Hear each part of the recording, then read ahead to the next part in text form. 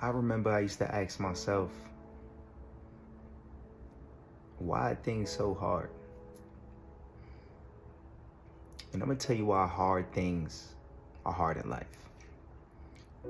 Because there's no easy answer. Because there's no recipe. Because you haven't seen it before, it's unfamiliar.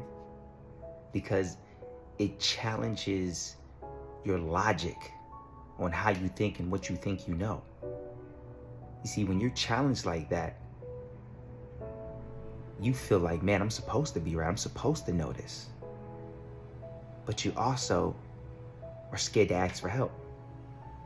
Because asking for help considers you to be vulnerable.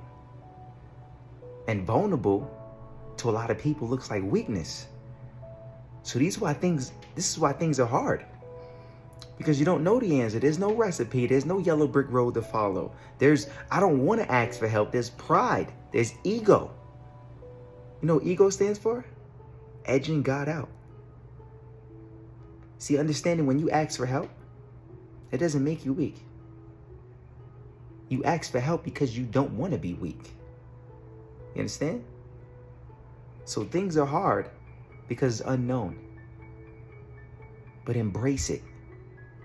Because when you go through the hard things in life, you turn out to be an amazing person when you realize, what did I really go through that made me who I am today?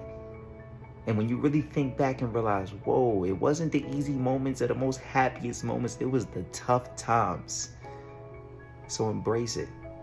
And don't be afraid to ask for help.